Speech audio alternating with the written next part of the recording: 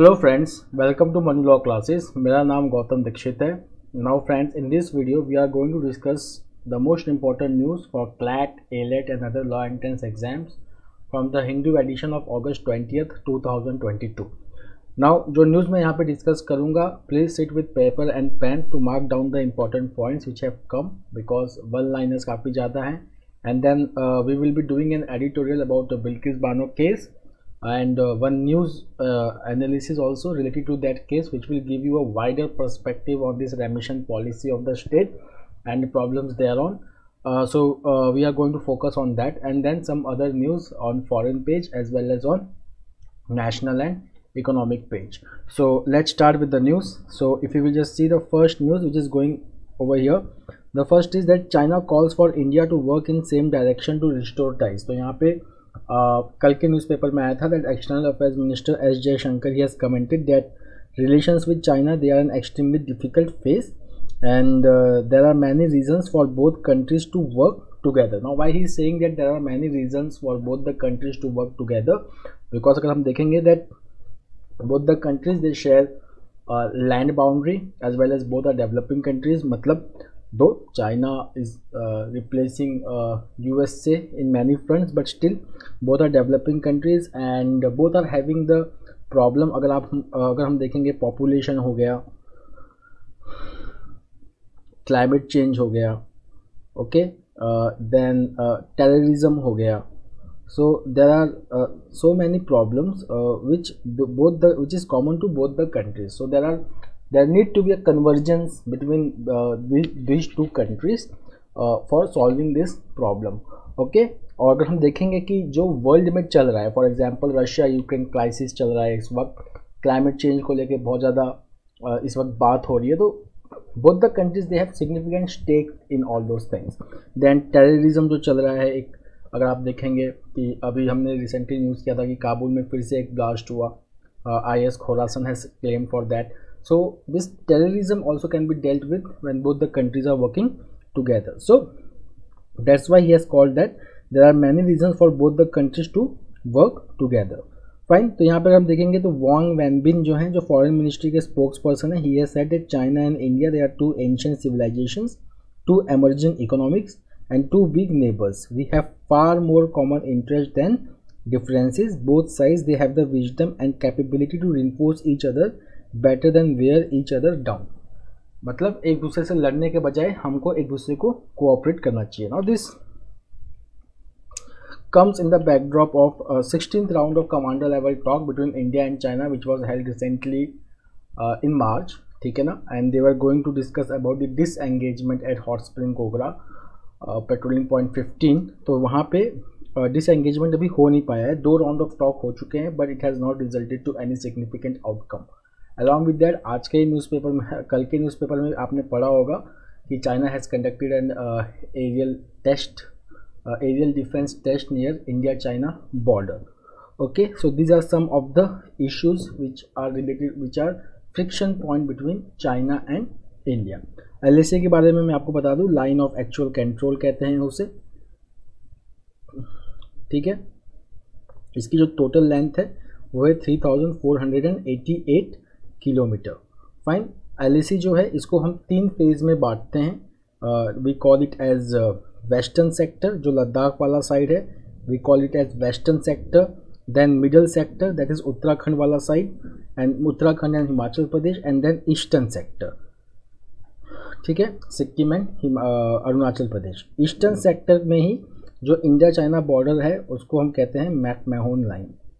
तो यहाँ पे जो मैकमैहोन लाइन है it demarcates India China border in eastern sector.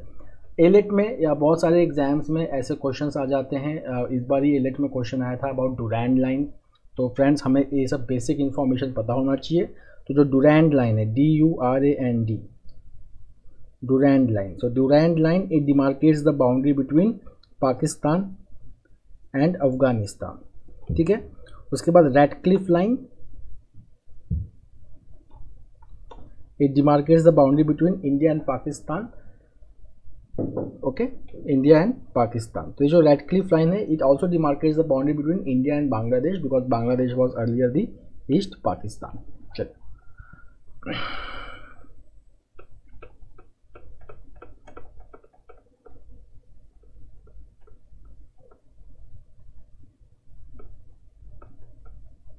Now friends देखिए ये जो ये न्यूज़ है Rajiv Gandhi centre for advance technology, तो ये आपको पूछा जा सकता है कि ये कहाँ पे है, ठीक है ना। पूरा एक एडिटोरियल आया है तो इसमें सब कुछ जानने की ज़रूरत नहीं है, but Rajiv Gandhi centre for advance technology now it is in Rajasthan, ठीक है। So it was launched inaugurated on the occasion of birth anniversary of Rajiv Gandhi and it aims to provide advanced job oriented training in the field of technology.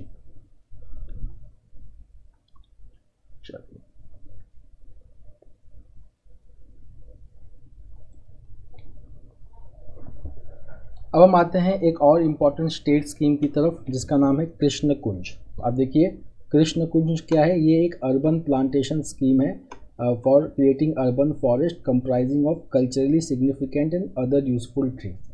It has been launched by government of Chhattisgarh. तो यहाँ पे chief minister जो हैं Bhupesh Baghel, he is the chief minister of Chhattisgarh. So he has launch the scheme Krishna Kunj which is a plantation drive aimed at creating urban forest. Fine. So Krishna Kunj ये 162 spots हैं across the state, okay, which has been selected on the occasion of Janmashtami to celebrate the birth of Lord Krishna.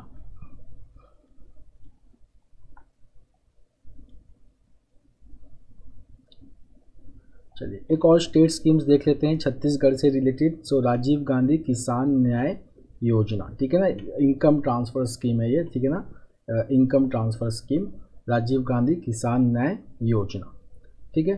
एक ऐसा ही income transfer scheme central government का भी है, okay, farmers के लिए। Please write me in the comment box their name. The next is Godhan Nyay Yojana, so cow dung, monetising the cow dung. So this is also the yojana of Chhattisgarh government, ठीक है।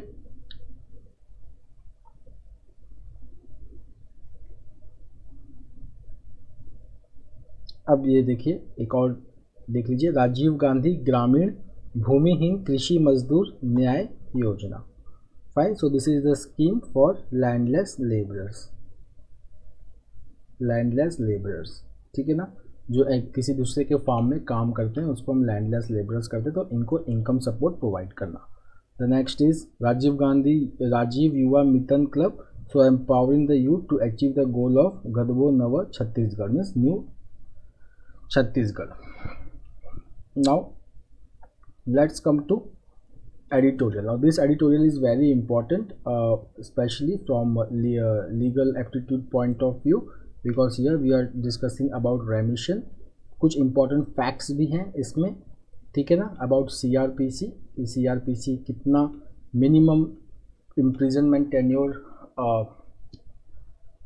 notify करता है before the grant of remission, की कितना life imprisonment अगर किसी को मिला है, अगर उसको बाद में रेमिशन देना चाहिए तो उसको कितना मिनिमम टर्म सर्व करना ज़रूरी है। So over here we are discussing about the remission granted to 11 persons who were given life imprisonment in 2008 for the gang rape of Bilkis Bano, ठीक है ना, and murder of her family in 2002 Gujarat right case. ये जो sentencing था, it was given by Special Central Bureau of Investigation Court which gave them life imprisonment in 2008. Now if you will just see over here, यहाँ पे हम remission policy में आते हैं Gujarat state के बारे में। तो गुजरात स्टेट ने अपना रेमिशन पॉलिसी 2014 में रिवाइज किया, ठीक है। उसके बाद सुप्रीम कोर्ट ऑफ इंडिया ने पहले कहा था that रेमिशन question in this case it would be governed by the remission policy of 1992 that was in the force at the time of 2008, ठीक है। तो अब इन दोनों में फ़र्क क्या है, 2014 के पहले जो रेमिशन पॉलिसी थी गुजरात गवर्नमेंट की, उसमें जो था जो रेमिशन के लिए जो एलिजिबल थे उसमें रेप कन्विक्ट्स भी थे, कि दैट रेप के अंडर अगर कोई कन्विक्ट हुआ है तो that person is also eligible for रेमिशन, ठीक है। बट 2014 के केस में ऐसा नहीं है, ठीक है ना, यहाँ पे रेप कन्विक्ट्स को रेमिशन नहीं दिया जाएगा। But since Supreme Court has said that 1992 वाला policy will be applicable, okay, so इस केस में this policy was applicable and they were given remission. उसके बाद अगर हम देखें दैट एक प्रिजन्स एक्ट 1894 है, ठीक है, उसके अंदर ये है कि स्टेट गवर्नमेंट्स ने कुछ बिहेवियर एक्टिविटीज़ ले डाउन किए हैं कि अगर किसी कन्विक्ट का इम्प्रिजन पर्सन का बिहेवियर अच्छा है, ठीक है ना, so that person will earn रेमिशन which will be deducted in the from the total amount of from the total days of imprisonment. जैसे किसी को अगर 10 साल का सज़ा मिला है but because of good behaviour उसको 2 साल का रेमिशन मिल गया, तो टोटल उसका जो है वो 8 ईयर्स होगा, 8 साल के बाद वो छूट जाएगा, ठीक है ना। अब हम आते हैं कोड ऑफ क्रिमिनल प्रोसीजर में। कोड ऑफ क्रिमिनल प्रोसीजर में एक चीज़ बहुत क्लैरिटी के साथ बोली जाती है दैट लाइफ कन्विक्ट्स जिसको लाइफ इम्प्रिजनमेंट मिला है they have to undergo a minimum of 14 years of actual imprisonment before they can be considered for remission और प्रीमेच्योर रिलीज, ठीक। बट ये जो कंडीशन है वो आर्टिकल 161 के ऊपर एप्लीकेबल नहीं होता है। तो जो कॉन्स्टिट्यूशन का आर्टिकल 161 है which empowers the governor to remit any convicts, so that is not, this powers are not govern by CRPC, ठीक है ना। तो यहाँ पे जो है 14 ईयर्स है वो कैलकुलेट नहीं किया जाता है, फाइन। चलिए अब हम आते हैं दैट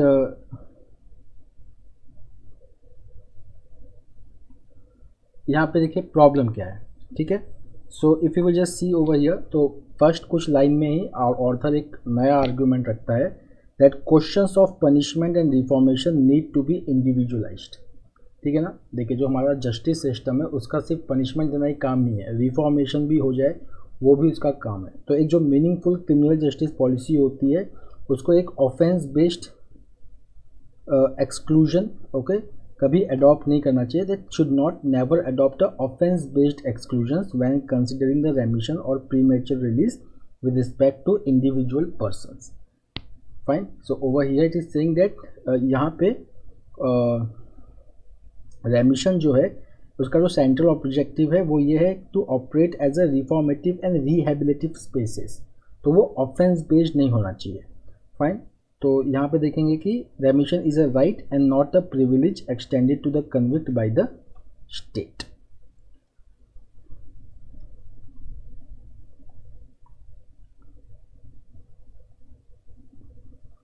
उसके बाद अगर हम देखेंगे कि यहाँ पे जो ये एप्लीकेबल हुआ है, तो जैसे कि अब देखिए रेप कन्विक्ट्स तो बहुत सारे होंगे, ठीक है ना, बहुत लोग 2014 के बाद भी कन्विक्ट हुए होंगे, बट यहाँ पे जो ये रेमिशन मिला है, ठीक है ना, अंडर द 2009 लॉ, ठीक। तो यहाँ पे the author is saying that a cardinal rule of justice stands broken because one set of consideration for everyone else convicted for the same offence but somehow a different set of governance consideration for these 11 individuals की इन 11 individuals के ऊपर 2009 का remission policy applicable है, 2014 का नहीं, पर बाकी लोगों के ऊपर 2014 का एप्लीकेबिलिटी होगा।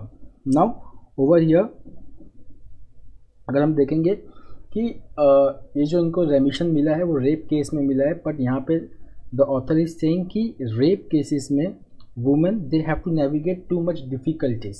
Women who are sexually abused, ठीक है ना, उनको बहुत सारे चैलेंजेस फेस करने पड़ते हैं, they have to navigate the justice system। और उसके बाद किसी को सज़ा मिलती है तो उसके बाद उसको अगर इस तरीके से रेमिट कर दिया जाए तो वो एक यहाँ पे है कि दैट थोड़ा ठीक नहीं बैठता है जिसके अगेंस्ट ये क्राइम हुआ है। सेकेंड प्रॉब्लम क्या है that intimidation and pressure from perpetrators, ठीक है ना, and often the police to drop criminal charges. तो यहाँ पे एक ये है कि जो लोग बाहर आ जाते हैं फिर वो इंटिमिडेट कर सकते हैं विक्टिम को या विटनेस को, ठीक है, और केस के जो केस को वो अपने फेवर में टर्न कर सकते हैं।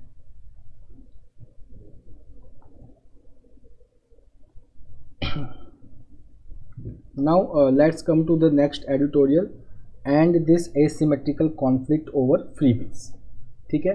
तो यहाँ पे देखिए फ्रीबीज के बारे में बहुत ज़्यादा बात हुई है, ठीक है, कल भी आप एक एडिटोरियल पढ़ेंगे इसके बारे में, फाइन। तो यहाँ पे देखिए फ्रीबीज के बारे में बहुत ही अच्छा आर्टिकल आया हुआ है, इसको पढ़ने के बाद हमें काफ़ी सारे एंगल्स का पता चलता है।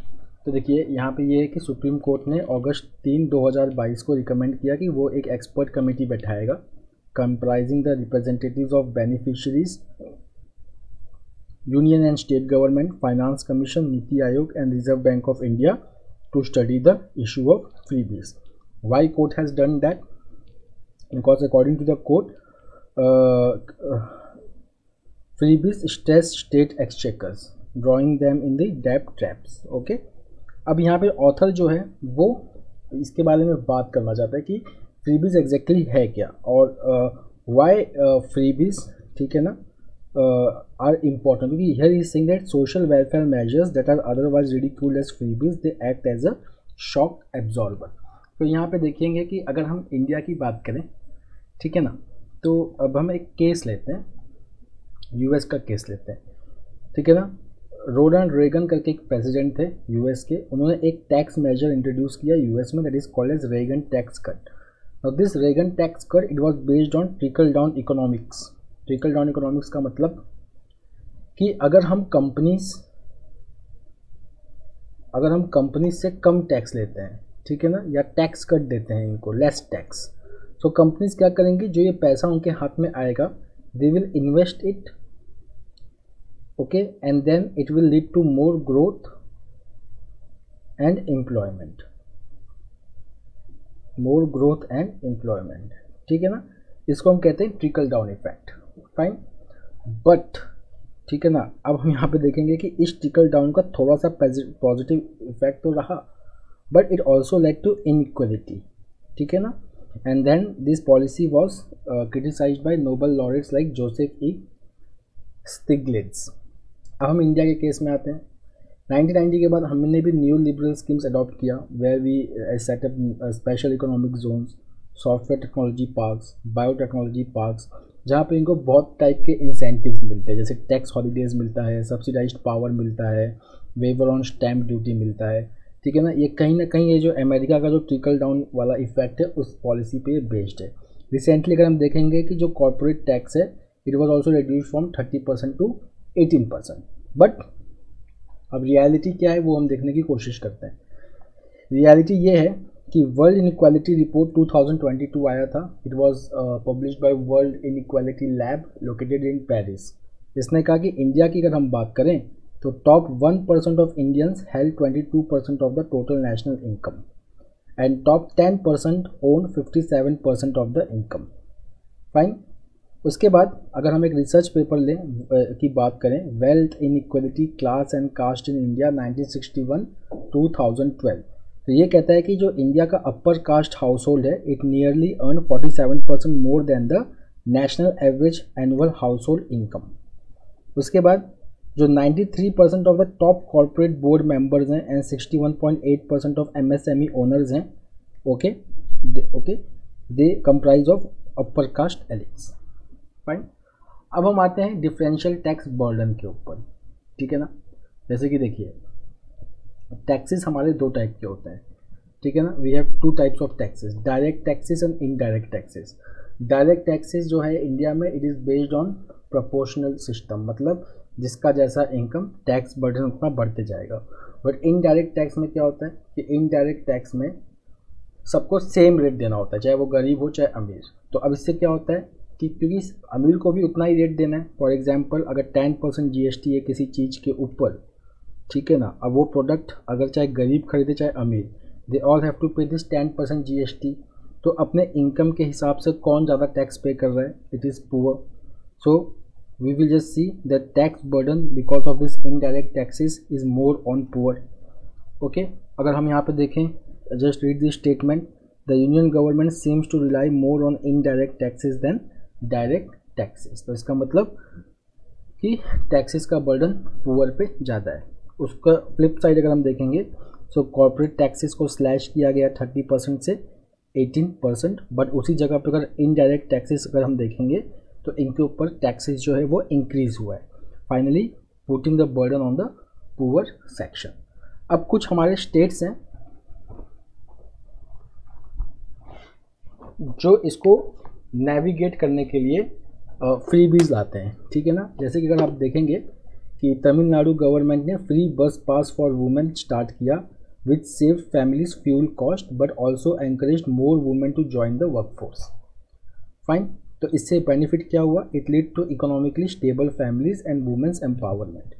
उसके बाद फ्री मिड डे मील्स है, it have been encourage socially backward parents to send their children to school, तो इससे इसका पॉजिटिव साइड देखेंगे तो decrease in child labour, fine. और सेकंड है कि जो एनरोलमेंट रेशियो है स्कूल्स और कॉलेजेस में वो तमिलनाडु में 52% है, फाइन। अगर हम नेशनल एवरेज देखें तो 27% है और यूनाइटेड स्टेट्स में 41% है, बट तमिलनाडु में it is 52%। Okay, next is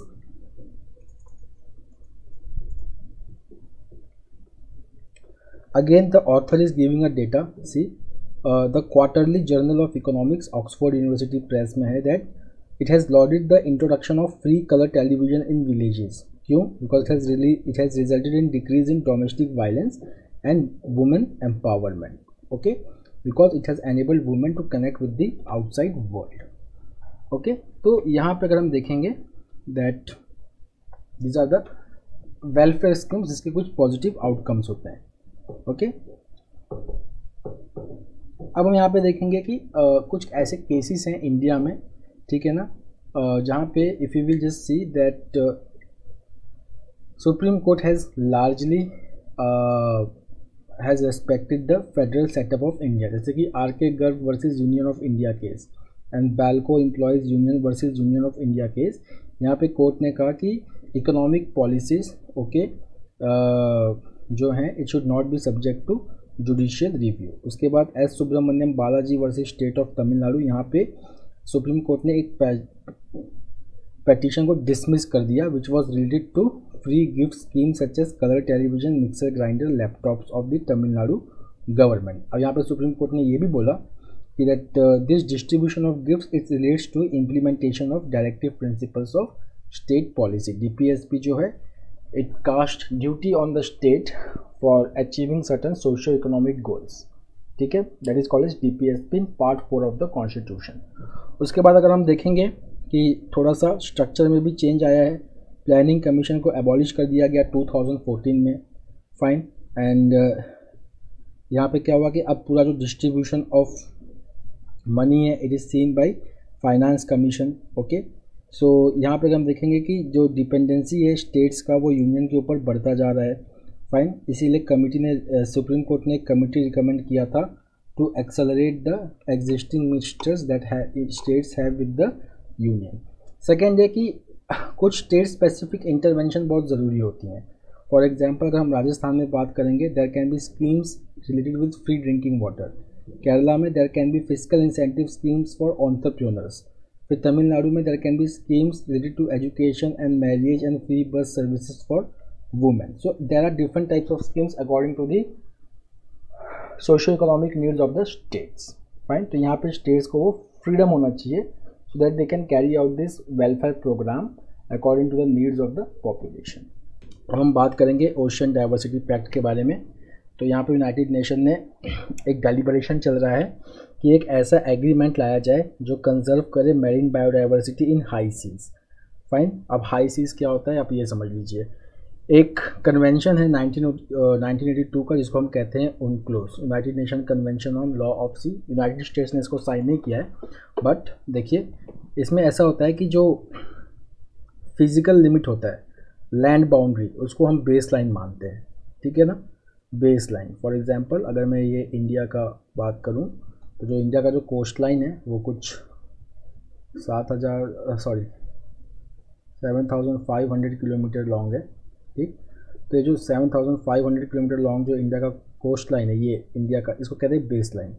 यहाँ से 12 नॉटिकल माइल सी की तरफ, कितना 12 nautical miles, 1 nautical mile is something like 1.816 kilometer. So 12 nautical miles into the sea that will be called as territorial waters. That will be called as territorial waters. ठीक,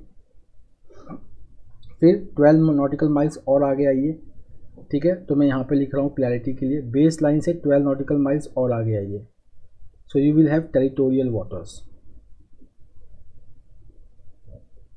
okay, फिर और 12 nautical miles आगे आइए, ठीक है। So you have contiguous zone,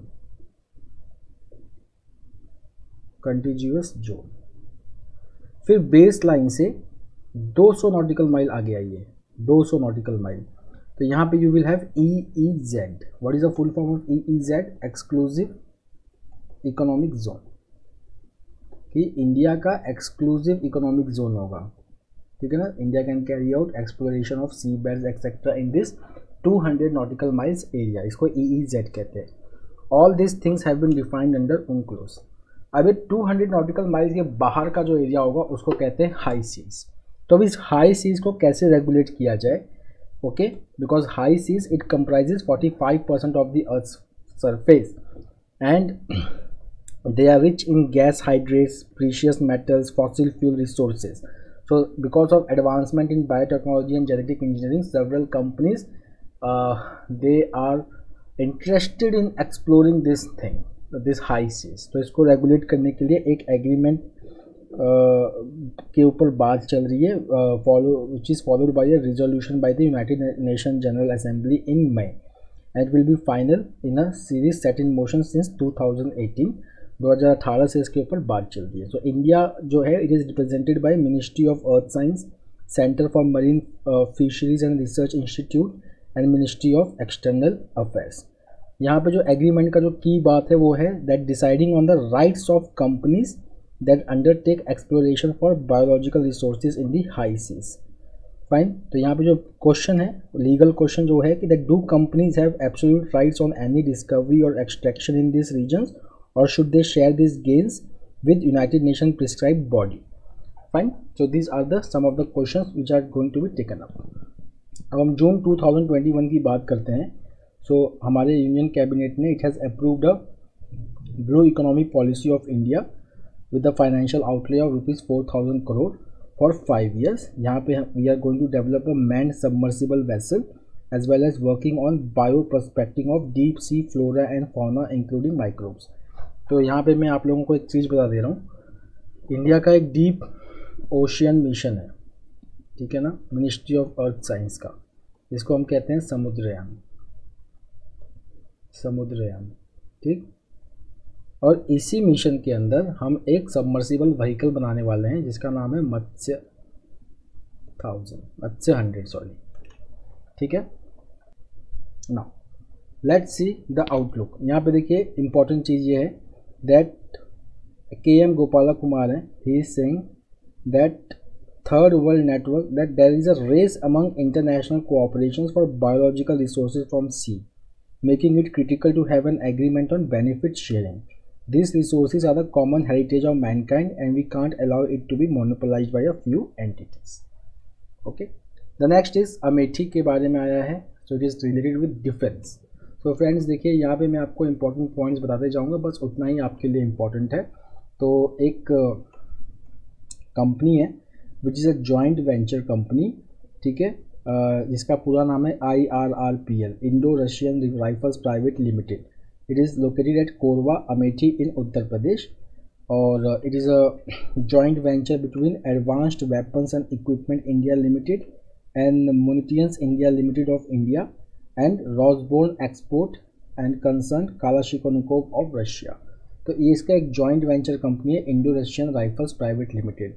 इसका काम क्या है, it is going to produce 6.1 lakh AK-203 assault rifle costing ₹5,000 crore. Fine, यहाँ पे अगर हम देखेंगे now this was delayed due to war, ये लास्ट ईयर ही इसको स्केड्यूल कर देना चाहिए था प्रोडक्शन, बट इस साल से करेगा। Now this last paragraph is important that the first 72,000 rifles will be produced in India. Fine, जहाँ पे जो लोकलाइजेशन का मतलब कि लोकल मटेरियल्स कितने यूज़ हो रहे हैं, that will increase from 5% to 70%, and the remaining rifles they will be produced with 100% localization. We are not going to import anything from Russia. We are going to produce it ourselves.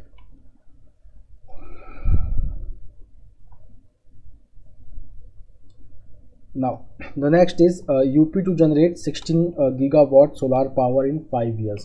So this is very important. Uttar Pradesh government unveiled the draft solar energy policy 2022. Then it is going to develop 16 gigawatt or 16,000 megawatt of renewable energy by 2026-27. किसने ये release किया है? It is release by Uttar Pradesh new and renewable energy development agency. सो यहाँ पे देखिए breakup दिया गया है 16,000 मेगावाट टारगेट को कैसे हम अचीव करेंगे। सो 4,000 megawatt from solar rooftop projects, 2000 megawatt from distributed solar generation and 10,000 megawatt from utility grid scale solar projects and solar parks. उसके बाद 20 solar cities covering 10 lakh households with rooftop installations. तो ये कुछ cities में होंगी जो cities का यहाँ पे नाम दिया गया है. उसके साथ अगर हम देखेंगे कि also proposes to for roof top solar installation in government buildings and in 21,000 unelectrified primary schools.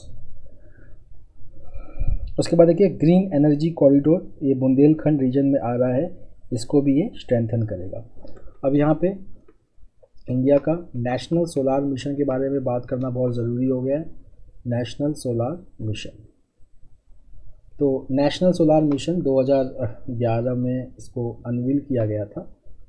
इसका टारगेट है to generate 100 gigawatt of solar energy by 2022. ठीक है, नेशनल सोलार मिशन, इसको हम Jawaharlal Nehru national solar mission भी कहते हैं. The next is rat hole mining. तो रैट होल माइनिंग देखिए फ्रेंड्स, मेघालय में देयर इज गारो खासी जयंतिया लाइन से 3 हिल्स हैं. क्या क्या नाम है? गारो, खासी एंड जयंतिया. इसमें से हम जो है खासी के बारे में बात करने वाले हैं. खासी में, ठीक है ना, कोल माइनिंग चलता है, कोल माइनिंग.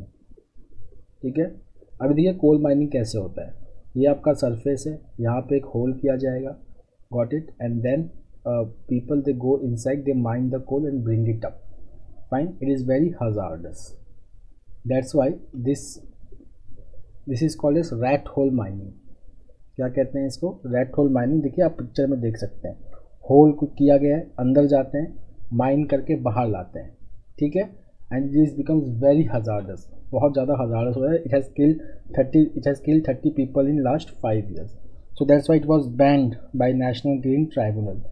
ठीक है, and again if you will just see that now 1 person more has died in Meghalaya because of this rat coal mining.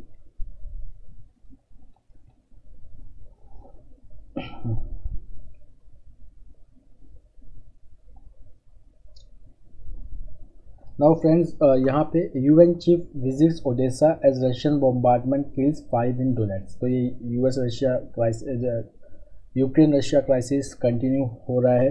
Recently हमने एक ग्रेन डील के बारे में पढ़ा था, जहाँ पे ये था कि this was meditated by Turkey and Ukraine was allowed to ship wheat to the world from Odesa port. ठीक है ना, from Odesa port, got it. Okay, so यहाँ पे ये डील हुआ था. ठीक है, अब देखिए नेक्स्ट डेवलपमेंट हम देख रहे हैं that Antonio Guterres, who is the secretary general of United Nation, he has visited southern Ukraine's main port of Odessa. Okay, and he has said that Turkey and Ukraine are going to scale up their landmark grain export deal with Russia. Got it. तो ये deal जो है it was mediated by Turkey between Russia and Ukraine to allow the shipment of wheat, क्योंकि wheat की scarcity हो रही थी, जिसकी वजह से वर्ल्ड फूड इन्फ्लेशन बढ़ते जा रहा था. Many countries in Africa including Turkey also in Eurasia, they were suffering because of this. Okay, so यहाँ पे अब देखिए एक और बात चल रही है, ज़पोरिज़िया न्यूक्लियर पावर स्टेशन की बात चल रही है. It is the largest nuclear power station in Europe. तो यहाँ पे again Russia is planning to cut off the power generated from this nuclear power station to Ukraine's grid. Okay, so to which United Nations Secretary General has criticized this. उसके बाद US ने देखिए it has announced a new $775 million package of defense equipment and ammunition for Ukraine, which includes missiles, artillery and mine clearing systems. So friends, that's all for today. We will meet next week again with a daily Hindu analysis. Till then, have a nice time. Take care. Thank you.